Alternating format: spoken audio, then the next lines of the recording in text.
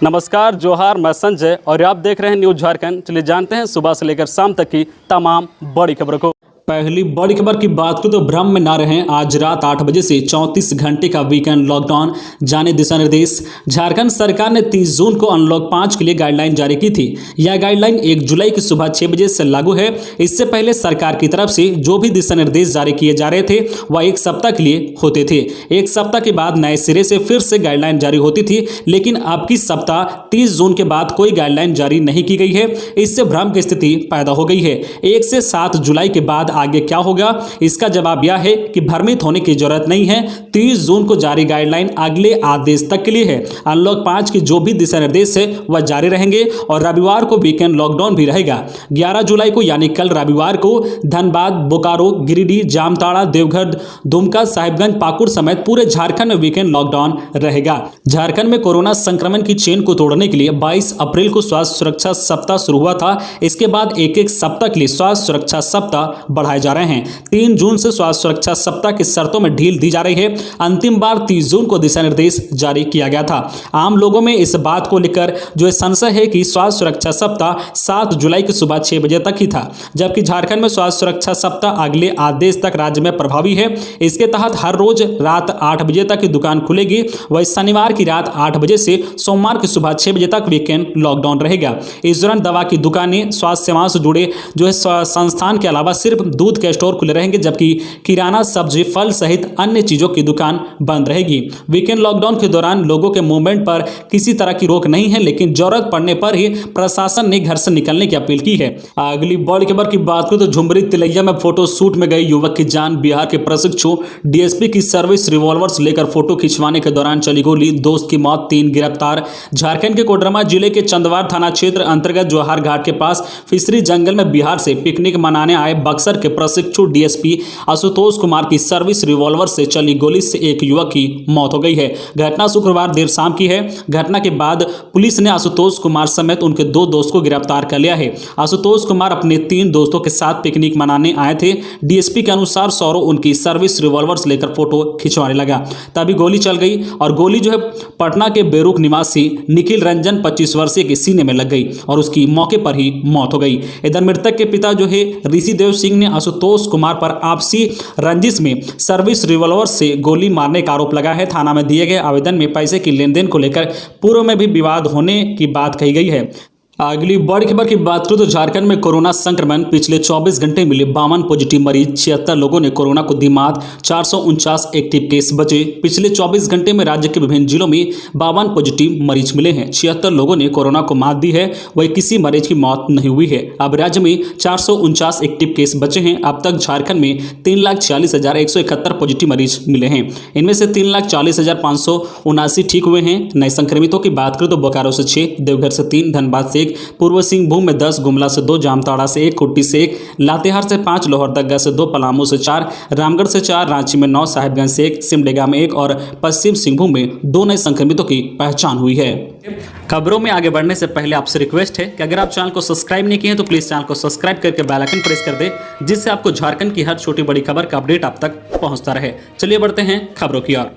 अगली बड़ी खबर की बात करें तो छठी जेपीएससी पर हाईकोर्ट ने मांगा सरकार से जवाब। छठी जेपीएससी से जुड़ी एक याचिका पर सुनवाई करते हुए झारखंड हाईकोर्ट के जस्टिस एसके त्रिवेदी की अदालत ने झारखंड लोक सेवा आयोग और राज्य सरकार से जवाब मांगा है। सुनवाई के दौरान प्रार्थी की ओर से परीक्षा के परिणाम जारी करने में नियमों की अनदेखी की बात कही गई है और समय की मांग की गई है, जिसे अदालत ने स्वीकार करते हुए मामले की अगली सुनवाई 13 जुलाई को निर्धारित की है। अदालत ने इस मामले में जेपीएससी और सरकार से जवाब मांगा है। अदालत छठी जेपीएससी की मेरिट लिस्ट को रद्द करते हुए संशोधन का आदेश दे चुका है। बड़ी खबर की बात करें तो बच्चे होंगे सुरक्षित, सितंबर से बिना सुई के लगेगी कोरोना की वैक्सीन। भारत में 12 से 18 साल के बच्चों को जाइडस कैडिला की कोरोना वैक्सीन सितंबर से लगनी शुरू हो सकती है। वैक्सीन मामलों पर बनी विशेषज्ञ समिति के प्रमुख डॉक्टर एनके अरोड़ा ने यह बात कही है।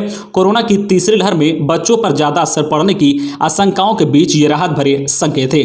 जाइडस कैडिला की वैक्सीन बच्चों पर किए गए ट्रायल के नतीजे सितंबर सितंबर से पहले ही जारी होने की उम्मीद है। जायडस कैडिला का यह टीका सुई मुक्त है। भारत में बच्चों के लिए भारत बायोटेक की वैक्सीन और कोवैक्सीन भी जल्द उपलब्ध हो सकती है। कोवैक्सीन का फेज 3 ट्रायल शुरू हो चुका है और सितंबर के अंत तक पूरा होने की उम्मीद है। ऐसे में अक्टूबर से दिसंबर या जनवरी फरवरी के मध्य में जो 2 से 18 साल के बच्चों का टीकाकरण देश में शुरू हो सकता है। अगली बड़ी खबर की बात करें तो बस संचालकों ने चुपके से अनलॉक में बढ़ा दिया भाड़ा। यात्रियों से हो रही है किचकिच। विभाग ने कही यह बातें। यदि आप बस में सफर कर रहे हैं तो फिर नया किराया देने के लिए तैयार रहें, क्योंकि बस संचालकों ने चुपके से किराया बढ़ा दिया है। किराया बढ़ाने की अनुमति ना तो राज्य सरकार की ओर से दी गई है और ना ही जिला प्रशासन की ओर से। यात्रियों के लिए मजबूरी है, उन्हें अपने गंतव्य तक जो जाना है। जितना किराया मांगेंगे उतना देना होगा। किराए को लेकर प्रतिदिन यात्रियों और बस संचालकों के बीच किचकिच हो रही है। सबसे बड़ी बात यह है कि सारी बातें जिला प्रशासन की नाक के नीचे हो रही है और उसे भनक भी नहीं है कि किराया बढ़ गया है। बताते चले कि सरकार ने अनलॉक 5 में बस परिचालन की अनुमति दे दी है। हालांकि अभी राज्य सरकार ने एक राज्य से दूसरे राज्य में बसों के परिचालन की अनुमति नहीं दी है। वही कोरोना काल के लंबे अंतराल के बाद बस सेवा शुरू होने से बस एसोसिएशन की तरफ से सरकार के एसओपी के अनुसार 50% क्षमता के साथ ही लोगों को सफर करने की अनुमति है।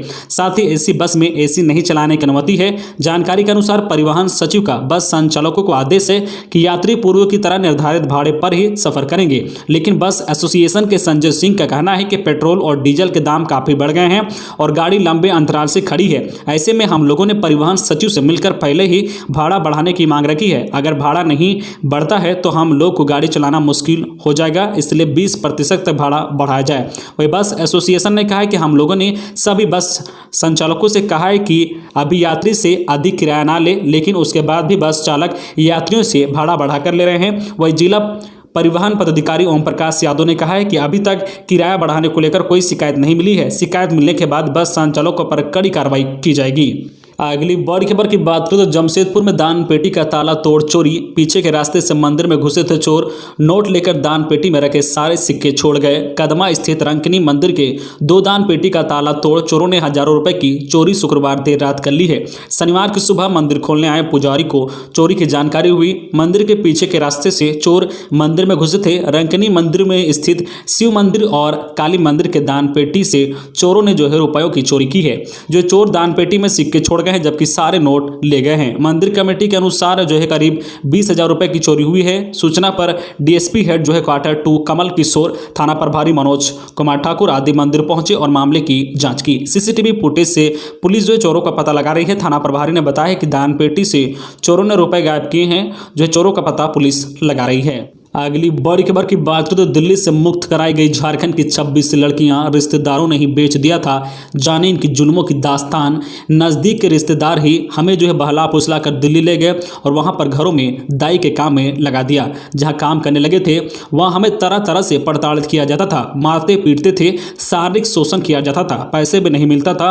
दिल्ली से मुक्त होने के बाद शुक्रवार को रांची लाए गए हैं। 26 बालक बालिकाओं ने अपनी पीड़ा बताई। इनमें से एक बच्ची ने बताया कि अपने घर वापस आकर बहुत खुश हो रही हूं।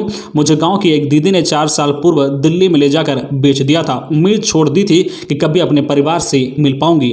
अपने परिवार से मिलने की खुशी में बयां नहीं कर सकती हूं। दरअसल एकीकृत पुनर्वास संसाधन केंद्र ने इन बच्चों को दिल्ली के विभिन्न संस्थानों से मुक्त कराया था। शुक्रवार को रांची लाकर बाल कल्याण समिति में इन्हें प्रस्तुत किया गया है। जो बच्चे रांची लाए गए हैं उनमें से साहिबगंज के 10, गुमला के 8, पश्चिम सिंहभूम के 5, सिमडेगा, बोकारो, धनबाद के 1-1 शामिल हैं। अगली बड़ी खबर की बात करें तो राज्य सरकार फैसले लेती है पर अमल नहीं करती। दीपक प्रदेश भाजपा अध्यक्ष दीपक प्रकाश ने राज्य सरकार को अड़े हाथ लेते हुए कहा है कि हेमंत सरकार ने दवा में ब्लैक फंगस को महामारी तो घोषित कर दिया है, परंतु उनके नियमों के अनुपालन के लिए न्यायालयों को हस्तक्षेप करना पड़ रहा है। प्रकाश रिम्स में इलाजरत ब्लैक फंगस पीड़ित गिरिडीह जिले के उषा देवी के न्यायालय की पहल पर हुए ऑपरेशन पर प्रतिक्रिया दे रहे थे। दीपक प्रकाश ने कहा कि राज्य सरकार सस्ती लोकप्रियता के लिए फैसला तो लेती है, परंतु उसका अनुपालन करना भूल जाती है। आज राज्य की जनता को बुनियादी सुविधाओं के लिए न्यायालय की शरण में जाने को मजबूर होना पड़ रहा है।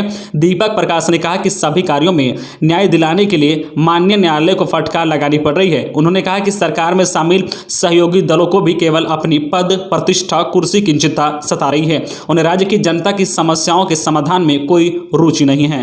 तो ये थी आज की झारखंड की टॉप बड़ी खबरें। इसी तरह झारखंड की हर छोटी बड़ी खबर देखने के लिए आप हमारे चैनल न्यूज़ झारखंड चैनल को सब्सक्राइब करके बेल आइकन प्रेस कर दीजिए, जिससे आपको झारखंड की हर छोटी बड़ी खबर का अपडेट आप तक पहुंचता रहे। तो आज के लिए बस इतना ही, हमें दीजिए इजाजत, फिर मिलते हैं नेक्स्ट न्यूज में।